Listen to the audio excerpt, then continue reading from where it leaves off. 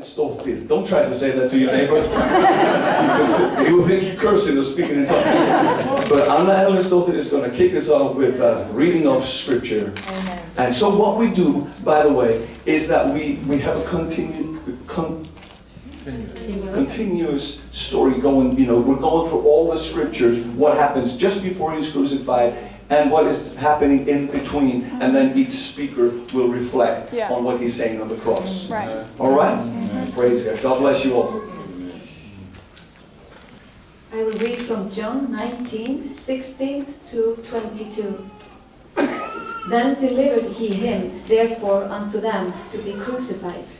And they took Jesus and led him away. And he, bearing his cross, went forth into a place called the place of a skull, which is called in the Hebrew Golgotha, where they crucified him and two other with him, on either side one, and Jesus in the midst. And Pilate wrote a title and put it on the cross. And the writing was, Jesus of Nazareth, the King of the Jews. This title then read many of the Jews, for the place where Jesus was crucified was nigh to the city, and it was written in Hebrew and Greek and Latin. Then said the chief priests of the Jews to Pilate, write not the King of the Jews, but that he said, I am the King of the Jews. Yes. Pilate answered, what I have written, I have written. Amen. Amen. Hallelujah. Thank you, Anna. Hi everyone, I'm Sian. I'm going to be sharing on the first of the 7 last words of Christ. Where Jesus was put on the cross. He said, Father, forgive them, for they know not what they do. Right. Come on. I want to thank God for the opportunity to be able to share with you all today, and thank you, Pastor Oskar, for giving me the opportunity as well. So this word is from Luke chapter 23, verse 24. And I'm not going to go through all my notes because I want to try and keep to 7 minutes, God willing. Okay, so, you know, when I did my research and study, one of the commentators said that this verse, Father, forgive them, for they know not what they do. This saying summarizes what Jesus came to do. He has come to forgive us our sins. The sins separate us from God. But Jesus came to say, Father, forgive them. Wow. But when I was preparing for this, I felt the key word there was them. Who is them? You know, who is them? Who was Jesus actually saying and bringing the forgiveness to? And I just want to quickly share that there was 7 people or groups of people that God has given and showed me. The first was the Roman soldiers, because Jesus was on the cross and he was speaking and saying, Father, forgive them. And they were the Roman soldiers that were around him who had just crucified him. Right. You know, they had nailed him. So to the cross, they put nails through his hands, nails through his feet. And then they lifted up the cross and it dropped into the hole and it would have caused him great pain. But I want to talk about one sin for each of these groups. The one that the Roman soldiers had was ignorance. Oh, wow. They didn't know who Jesus was. Right. Come on. They thought he was just another rebel or another murderer.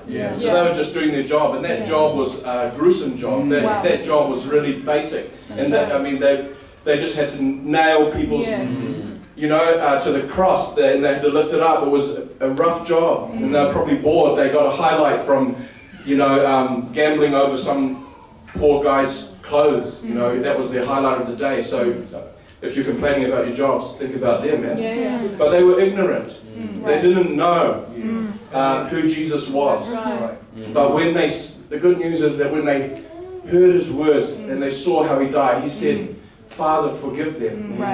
That there was some revelation that started to come in. One of them said, whoa, this guy was a righteous man. And then another one, it could have been the same one, or another Roman soldier later on, when he saw the the darkness come over the land when Jesus was crucified, and he felt the earthquake when Jesus died. He said, truly, this man was the Son of God. That revelation came. So that, you know, I'm just amazed, and I just thought, oh, well, these Roman soldiers. And you know, it could have been the same Roman soldiers in Acts 10 when they were the first Gentiles to come through, because there was an Italian regiment, an Italian cohort that was around there. So it really encouraged me that God was breaking through that ignorance through Jesus Christ. The second person was Pontius Pilate.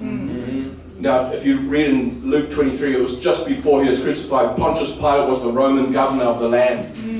And he was, this key sin that I'm mentioning about him, he was prioritizing position, power, and prestige for himself.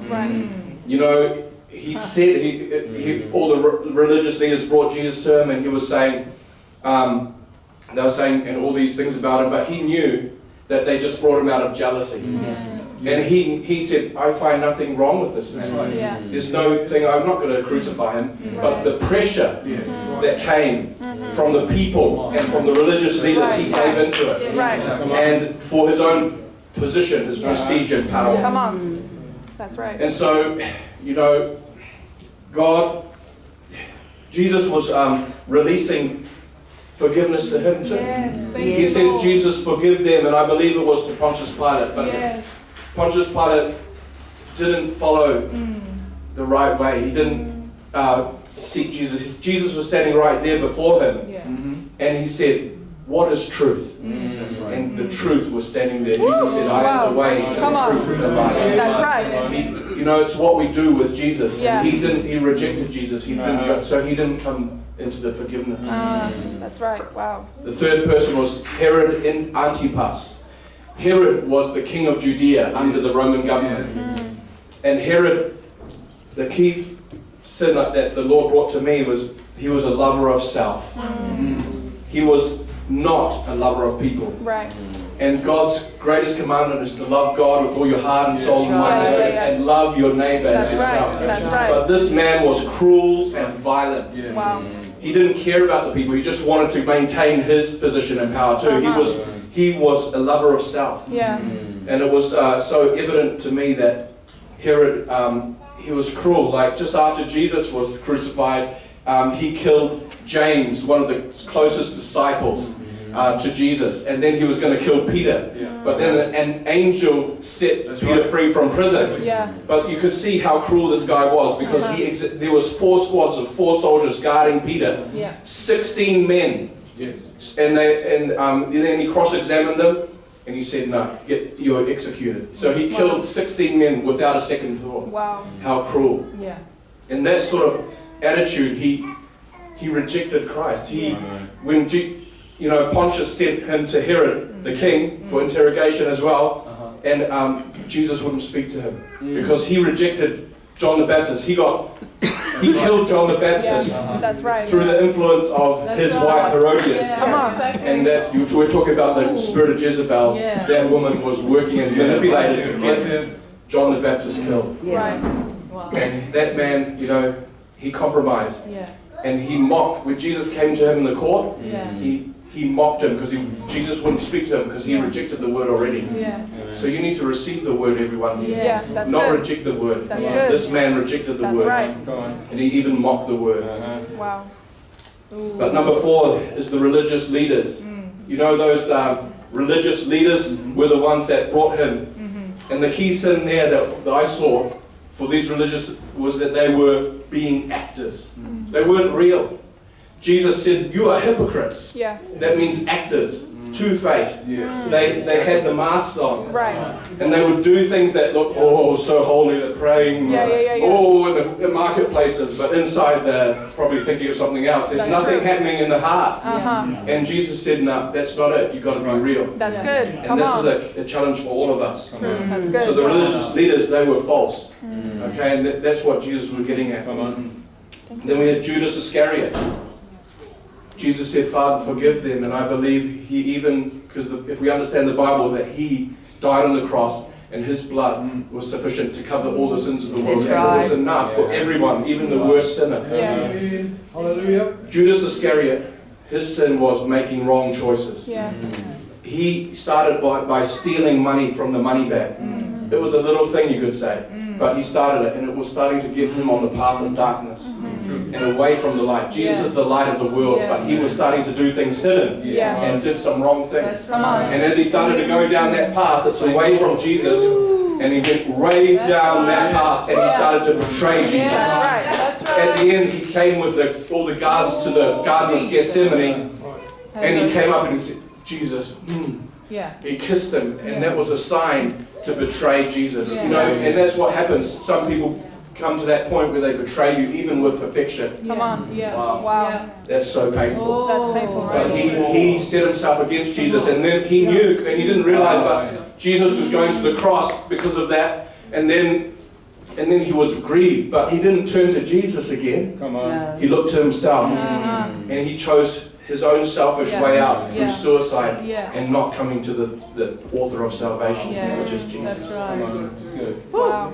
It's good, Sian. Oh, That's good. And then we have a sixth group, which is his disciples. Yeah. You know, when Judas came and betrayed him in the Garden of Gethsemane, what did the disciples do? There was a small protection going on, but then they all scattered. Yeah.